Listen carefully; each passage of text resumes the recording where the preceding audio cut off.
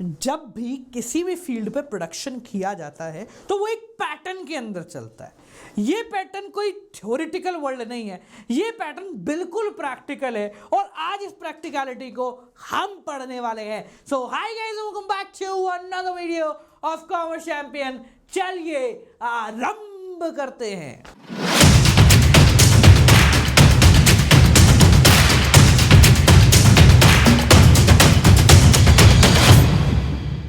So basically कल की video में हमने प्रोडक्शन समझ लिया और ये समझ लिया कि हम शॉर्ट टर्म प्रोडक्शन फंक्शन पे काम कर रहे हैं, जहां पर एक फैक्टर कांस्टेंट है और दूसरा फैक्टर धीरे धीरे धीरे धीरे बढ़ाया जा रहा है ताकि प्रोडक्शन बन जाए। पर बात ये आती है कितने फैक्टरों को बढ़ाना है। आपने देखा एक ठेला जिसपे एक व्यक्ति काम कर रहा था, काम ज्यादा है, दो व्यक्ति काम कर रहे तो काम संभल जाता है, तीसरा व्यक्ति आते ही मार्केटिंग हो जाती है, चौथा व्यक्ति आते ही भीड़ लगने लग जाती है, पांचवें व्यक्ति जब खड़ा होता है तो ग्राहकों से ज्यादा लोगों की भीड़ होती है और छठा व्यक्ति आते ही ठेला ही बंद हो जाता है। तो हर बिजनेस के अंदर, हर प्रोडक्शन के अंदर ये कॉन्सेप्ट आता है। इस कॉन्सेप्ट को लॉ ऑफ वेरिएबल प्रोपोर्शन कहते हैं। क्या कहते हैं? Law of variable proportion. Law of variable proportion का मतलब क्या होता है कि अगर आप एक फैक्टर को फिक्स रखोगे और दूसरे फैक्टर को बढ़ाओगे तो उससे आने वाला टोटल प्रोडक्ट, मैंने दोस्त से पूछा भाई लॉ ऑफ वेरिएबल प्रोपोर्शन क्या होता है? सर एक फैक्टर फिक्स रखना है, दूसरे को बढ़ाना है। मैंने कहा हाँ, पर मतलब क्या होता है? ये पता है कैसा है? सर मेरे को पूरा आंसर आता है। आंसर क्या आता है? It is known as hence proved. और सब बीच का ही नहीं आ रहा बस मेरे को। तो basically law of variable proportion ये नहीं है कि एक को कांस्टेंट रख के दूसरे को बढ़ाना है, ये तो शॉर्ट रन है। लॉ ऑफ वेरिएबल प्रोपोर्शन बताता है कि इससे होगा क्या।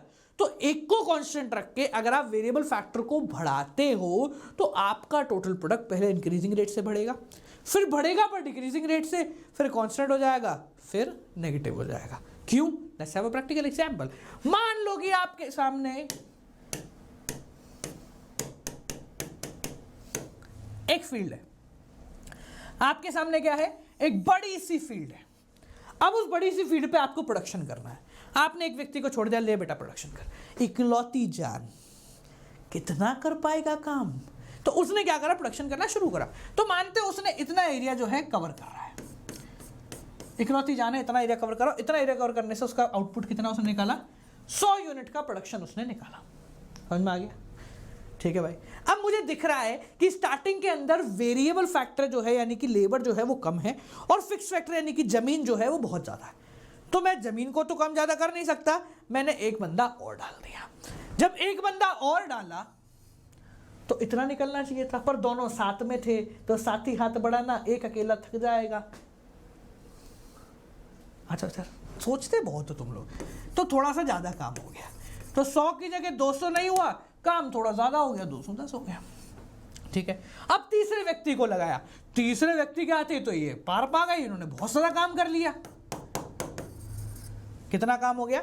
ज्यादा काम हो गया। अब समझो कितना हो गया? 210 से डायरेक्ट 330। अब समझना मेरी बात। अब अगला पॉइंट ये है कि जैसे ही मैंने चौथा व्यक्ति इंप्लॉय करा, क्या हुआ उससे? चौथा व्यक्ति आएगा तो उसके पास क्या काम करने के लिए बस इतनी सी जगह बची। तो अब बेसिकली वो अपनी इच्छा से कितना भी काम नहीं कर सकता क्योंकि उसके पास एरिया बहुत लिमिटेड है। एरिया कम पड़ने लग गया, अब फिक्स फैक्टर छोटा पड़ने लग गया ठेले पे, अब और लोग काम नहीं कर सकते। ठीक है। तो यहां पर मान लेते उसने प्रोडक्शन तो किया, प्रोडक्शन बढ़ा। अभी 420 जो हुआ था वहां से 490 हुआ, मतलब 70 यूनिट का प्रोडक्शन बढ़ा, पर सिर्फ 70 का ही बढ़ पाया। क्यों 70 का बढ़ पाया? क्योंकि एरिया जो है ना वो बहुत ज्यादा लिमिटेड है। अच्छा सॉरी, हम यहां से यहां पे थे तो पहले भी यहां तक आओ। 330 से कितना हो गया? 420 हो गया, मतलब 90 यूनिट का प्रोडक्शन उसने बढ़ा दिया। उसकी कैपेसिटी थी कि वो ज्यादा बढ़ा दे, पर क्योंकि उसके पास जगह ही नहीं थी तो इसलिए वो 90 का ही बढ़ा पाया। अब मेरे पास जगह पूरी भर चुकी है, मैंने फिर भी कीड़ा उछला। मैंने कहा एक व्यक्ति को और लेकर आओ, तो हम एक व्यक्ति को और लेकर आ गए। अब वो व्यक्ति था मार्केटिंग एक्सपर्ट और उसको बहुत ज़्यादा एक्सपीरियंस था, तो उसने जुगाड़ करके जैसे तैसे ऊपर नीचे करके छोटी मोटी जो जगह खाली बची थी, भाई ये जगह खाली बची है, इधर जगह खाली बची है, काम ऐसे नहीं ऐसे कर लो, काम ऐसे नहीं ऐसे कर लो, आइडिया दे दे के उसने काम और बढ़ाया। बढ़ा के पर कितना बढ़ा पाएगा बेचारा? तो 420 से उसने कितना किया? 490। मतलब बढ़ाया तो सही पर 70 यूनिट ही बढ़ा पड़ा, क्योंकि उसके बाद बिना जगह के उसने 70 यूनिट तैयार करके दे दिया। ठीक है, अब मुझे एक बात बताओ, क्या 5 लोगों के आने के बाद ये जगह पूरी तरीके से भर चुकी है? क्या 5 लोगों के आने के बाद ये टेक्निकली भी एफिशिएंट हो गई है? क्योंकि 5वां व्यक्ति सिर्फ एफिशिएंट बनाने आया था, जगह तो 4 में ही भर गई थी। तो क्या अब अगर मैं एक और व्यक्ति को लगा दूं तो प्रोडक्शन बढ़ेगा? नहीं, जमीन में नहीं बढ़ा सकता, क्योंकि लैंड जो है वो फिक्स्ड है, इसलिए मैं जमीन को नहीं बढ़ा सकता हूं। तो अब क्या होगा, कहां गया रे? देखो, अब ये होगा कि बेसिकली अगले व्यक्ति के आने के बाद भी आपका प्रोडक्शन 490 का कितना रहा? 490। आज ये चैप्टर खत्म हो जाएगा। इस चैप्टर से रिलेटेड न्यूमेरिकल क्लास डिस्क्रिप्शन में लिंक है, फ्री के अंदर एंट्री लेना गौरव जी का कोड लगा के। ठीक है, प्रोडक्शन क्या हुआ? नहीं बढ़ा। क्यों? क्योंकि जगह ही नहीं है, टेक्निकली भी एफिशिएंट नहीं है बंदा, कहां से प्रोडक्शन बढ़ेगा? अब मेरे और तीतर चला, एक तो बढ़ा दिया था, मैंने कहा एक और लाओ। अब समझना, एक ठेले पे जहां 3 लोग खड़े हो सकते हैं वहां 8 कर्मचारी खड़े कर दिए, तो क्या होगा? जितना काम पहले होता था ना, उतना भी काम नहीं होगा। या तो आलस में आ जाएंगे लोग, या एक दूसरे पे काम टालने लग जाएंगे, क्योंकि काम है नहीं, लोग बहुत सारे आ गए। तो ये कौन सी कंडीशन है? ये वो कंडीशन होती है जब आप एक्सपेक्टेशन से और अवेलेबिलिटी से ज़्यादा लोगों को लेकर आ जाते हो। तो अब क्या हो रहा है? प्रोडक्शन बढ़ने की बजाय क्या हो रहा है? कम हो रहा है।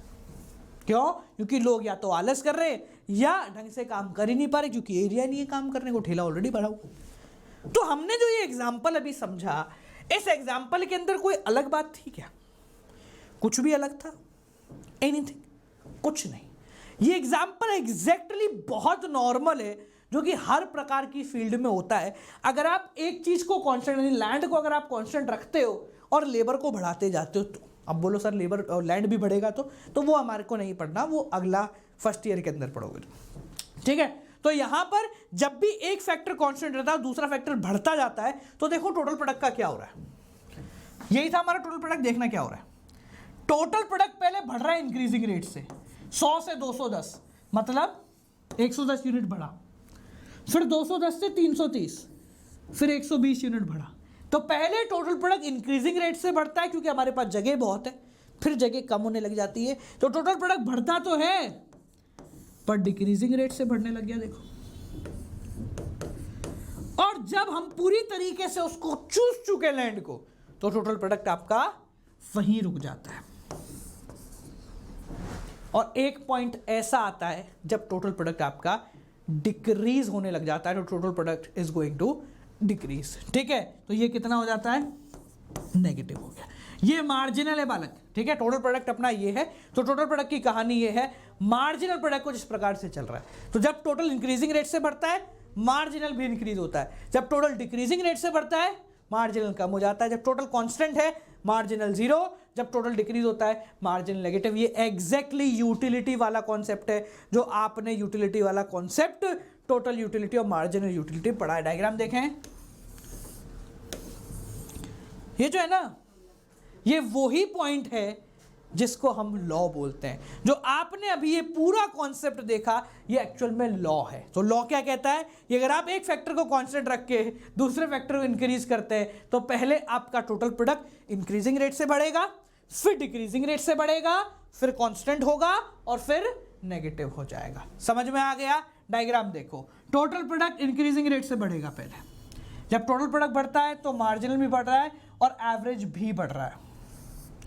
ठीक है, कुछ समय बाद हमारा टोटल प्रोडक्ट जो होगा ना, टोटल प्रोडक्ट डिक्रीजिंग रेट से बढ़ने लग जाएगा। मतलब बढ़ेगा तो सही, पर डिक्रीजिंग रेट से बढ़ेगा। डिक्रीजिंग रेट से बढ़ने का मतलब इंक्रीज तो हो रहा है पर यूं हो रहा है। स्लोप देखो, पहले इसका खड़ा स्लोप था, फिर इसका स्लोप ऐसे हो गया। फिर हमारा मार्जिनल क्या हो रहा है? मार्जिनल हमारा फिर डिक्रीज होने लग जाएगा। ये आपका मार्जिनल है, ये और ये आपका मार्जिनल। मैं 2 अलग अलग पेन से बना लूं, ज़्यादा बेहतर रहेगा मेरे हिसाब से, है ना, समझ में भी आ जाएगा। कौन सा पेन लें? ये लेते हैं। ठीक है, और एवरेज के लिए लेते हैं लाल पेन।